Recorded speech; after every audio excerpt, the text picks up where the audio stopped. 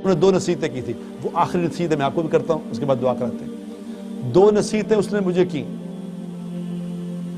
یہ کوٹلی میں میں اور سعید انور ایک جماعت میں چلا لگا رہے تھے، تو وہاں سال کی ایک جماعت آئی ایک مسجد میں، تو سب پٹھانوں کی جماعت تھی۔ تو ایک پٹھان بڑا خوبصورت، بڑا نورانی چہرہ اس کا، تو میں ایسے لیٹا ہوا تھا،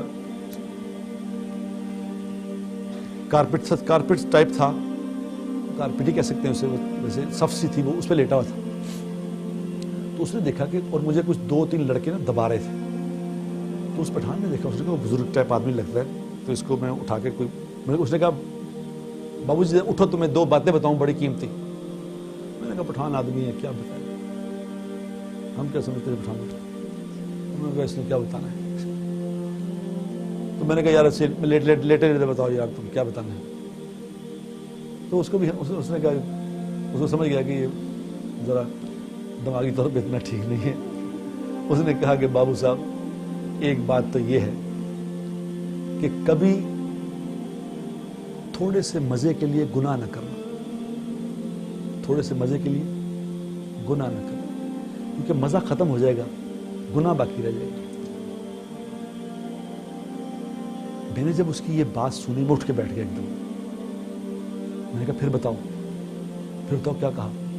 اس نے کہا میں نے کہا تھوڑے سے مزے کے لیے کبھی گناہ نہ کرنا، مزہ ختم ہو جائے گا، گناہ تمہارے ساتھ چلے گا، تمہارے ساتھ چلے گا۔ کتنی دیر میں گناہ کا مزہ کتنی دیر چلے گا؟ وہ ختم ہو جائے گا، پھر گناہ چلے گا، تمہیں کہاں تک چلے گا؟ قبر میں تمہارے ساتھ جائے گا، حشر میں تمہارے ساتھ کھڑا ہوگا، جہنم میں چھوڑ کے آئے گا وہ مزہ۔ میں نے کہا دوسری بات بتاؤ؟ اس نے کہا بابو صاحب دوسری بات یہ ہے کہ کبھی تھوڑی سی مشقت کے خوف سے، کبھی تھوڑی سی مشقت کے خوف سے نیک عمل نہ چھوڑنا، کیونکہ مشقت ختم ہو جائے گی، عمل باقی رہ جائے گا، عمل تمہارے ساتھ چلے گا۔ رات کو کبھی اٹھنے کو دل نہ چاہے، نماز پہ تہجد پڑھنے کو دل نہ چاہے، تو یہ یاد کر لینا یہ مشقت ختم ہو جانی ہے، لیکن یہ عمل ساتھ چلے گا، قبر میں ساتھ کھڑا ہوگا، حشر میں ساتھ کھڑا ہوگا، جنت میں چھوڑ کے آئے گا۔